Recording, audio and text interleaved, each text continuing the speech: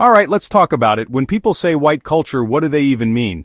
It's not about one single country or a specific food, it's bigger than that. Think of it as a collection of ideas, traditions, and ways of life that mostly started in Europe. These ideas then traveled around the world, sometimes invited, often not. We're talking about everything from the languages many of us speak, like English or Spanish, to the way our schools are set up. It's the foundation for a lot of the normal we see today, from the suits people wear to big business meetings to the scientific method we learn about in class. It's so widespread that sometimes we don't even see it as a culture, we just see it as the default way of doing things, which is a wild thought in itself. Now, why is this important today on July 26, 2025? Because this culture didn't just stay in Europe. It got on boats, it crossed oceans, and it set up shop everywhere. It became the dominant global culture, the one that often sets the rules. This isn't a judgment, just an observation. It's like being the main character in the world's movie for a few centuries. This influence shaped economies, governments, and even what people thought was beautiful or smart. Understanding this history is key to understanding the world we live in right now. It helps explain why a businessman in Tokyo might wear an Italian suit, or why a student in Nigeria is learning in English. It's the backstory to our modern globalized society. This influence is so deeply embedded in our daily lives that we often take it for granted. Think about the simple act of shaking hands as a greeting, or the concept of a weekend being a time for rest. These are not universal human truths that have existed forever. Many of these customs have roots in European traditions that spread globally. Or consider the structure of a typical workday, the 9-to-5 grind. This was born out of the Industrial Revolution in Britain, and has become the standard for professional life in countless countries. It's a powerful thing when one group's way of life becomes the blueprint for so many others, shaping billions of lives in subtle and not-so-subtle ways. So when we unpack this, we're not just looking at history, we are looking at the present. The story of how European or white culture became so influential is the story of power, invention, and a whole lot of complicated interactions. It's a story of how the world got smaller and more connected, but also how certain voices got louder than others. It's about understanding the why behind so many of the things we do without a second thought. And like any good story, it's got its heroes, its villains, and a lot of people caught in between just trying to live their lives. It's not about blame, it's about clarity. So how did this happen? How did a small corner of the world manage to export its culture everywhere? It started with something they called the Age of Exploration, which, depending on who you ask, could also be called the Age of Showing Up Uninvited. European countries like Spain, Portugal, Britain, and France built incredible ships. They had new tools like the compass and better maps. They were driven by a desire for spices, gold, and new trade routes. But what started as a shopping trip quickly turned into something much, much bigger. They didn't just visit, they often stayed. This was the beginning of colonialism. These European powers didn't just trade goods, they traded ideas, often by force. They set up colonies in the Americas, Africa, Asia, and Australia. In these places they established their own systems of government, their own laws, and their own languages.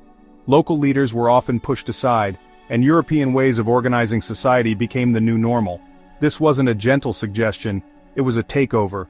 The goal was to extract resources from these lands to make the home countries in Europe richer and more powerful. It was a massive, world-changing project that rewired the entire planet's power structure over hundreds of years. Think about the sheer scale of this. The British Empire at its peak was so large that people used to say, "The sun never sets on the British Empire." That wasn't just a poetic line, it was literally true. This meant that British culture, its language, its legal system, its sports like cricket and football, was being implemented from Canada to India, from South Africa to Australia. The same was true for the French in West Africa and Southeast Asia, the Spanish in South America, and the Portuguese in Brazil. This colonial network became the highway through which European culture traveled to every corner of the globe. This period fundamentally changed the world map, not just geographically but culturally.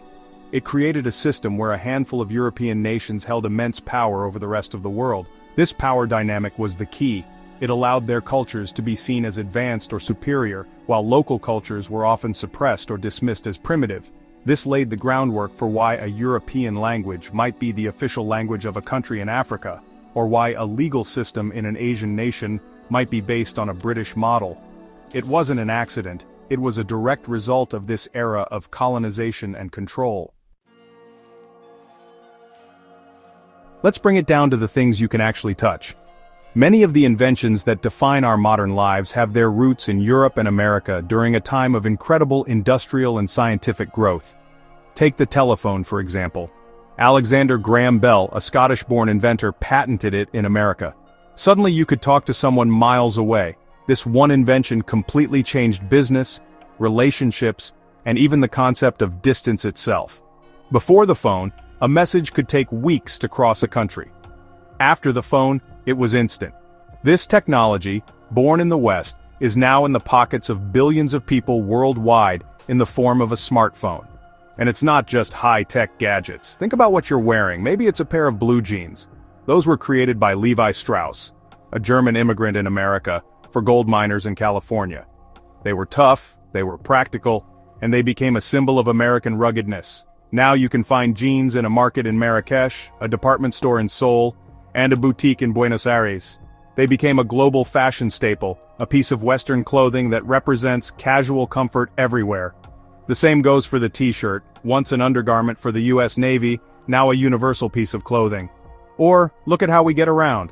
The automobile, mass-produced by people like Henry Ford in America, changed everything. It reshaped our cities, creating suburbs and highways. It gave people a sense of freedom and mobility they never had before.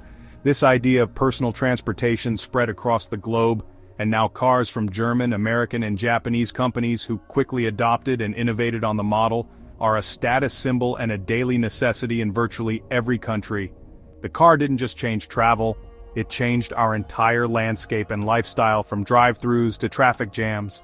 These inventions spread because they were genuinely useful, but also because the cultures that produced them had the economic and political power to market and distribute them globally. The light bulb, credited to Thomas Edison, extended the day, allowing people to work and socialize long after the sun went down. The refrigerator changed how we eat and shop for food. The airplane made the world feel smaller. Each of these products, originating from white inventors or companies, didn't just get sold to other countries, they fundamentally altered how people lived their lives, creating new habits, new industries, and new possibilities on a global scale. Was the global spread of one culture's ideas and products good or bad? It's both. Science, medicine, and technology have improved lives everywhere. Democratic ideals have inspired movements for freedom and rights worldwide. Technology and global communication connect us like never before. But the dominance of one culture often erases others. Local languages and traditions have disappeared, taking unique perspectives with them. When everyone looks and thinks the same, the world loses its richness. Today, cultures mix and blend more than ever. Understanding this history helps us protect and celebrate all cultures. We can share ideas and technology without losing the diversity that makes our world unique.